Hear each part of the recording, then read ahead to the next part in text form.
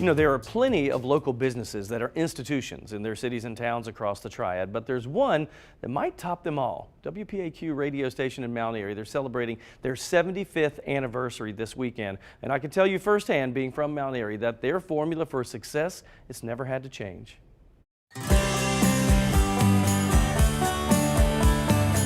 Kelly, your family's been doing this a long time. It's very rare that one radio station, same call letters, and the same community for 75 years. How did all this get started? Well, actually, my dad wanted to go to school in John Brown University, which was 1,000 miles away at Siloam Springs, Arkansas.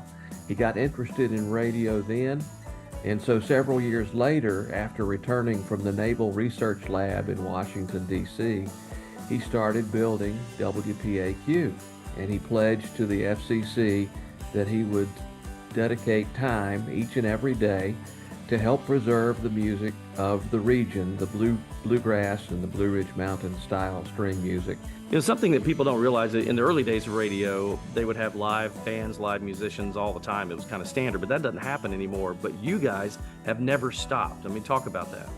Right. We have a program that's been on ever since we signed on Groundhog Day 1948, the WPAQ merry-go-round, which comes from the Earl Theater in downtown Mount Airy from 11 to 1:30 every Saturday.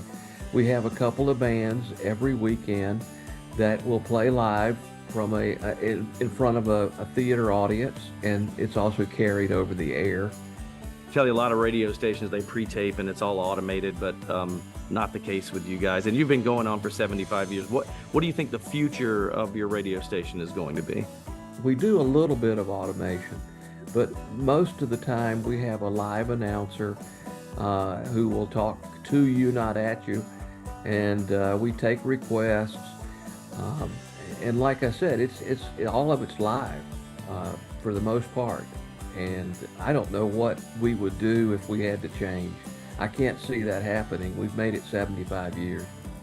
Kelly, thank you so much for taking time out. I hope we get 150 more years of WPAQ. That's really cool. Yeah. What a lot of people don't realize is that since 1948, they would have, and back then they'd bring the musicians in the studios. If you can get to Mount Airy and go look at this station, it's the same building, the same looking microphones. It looks like a scene out of a 1940s radio movie or something. Not a lot of it's changed. They still do live bands playing every week, every day in some cases, and that just doesn't happen in radio anymore. So they've kept that going 75 years, and they say they will not change it. It's nice to see them that they're still going, because you know a lot of people say radio is dying, but there's still a need for it. I know I sometimes still listen to the radio on the way to work, and the fact that they have this unique aspect with the live music is pretty awesome. Well, and also they have the DJs are live, so you can call in like the old days and be on the air. Hey, can I hear such and such? And they'd say yes, I'll play it. Or it's cool. Well, and there's a reason why the vast majority of stations have gone to automated. It's cheaper. So how do you even operate a station like that? Because it's got to be expensive. So they do have two other stations. They have an FM, and then there was another AM station in Mount Airy that was big when I was growing up for younger people, and this was more bluegrass music. And he still has all three of those, so they make it somehow. All right. It's amazing. Well, congrats to them. Really cool. Yeah. Happy birthday. Go check them out this weekend.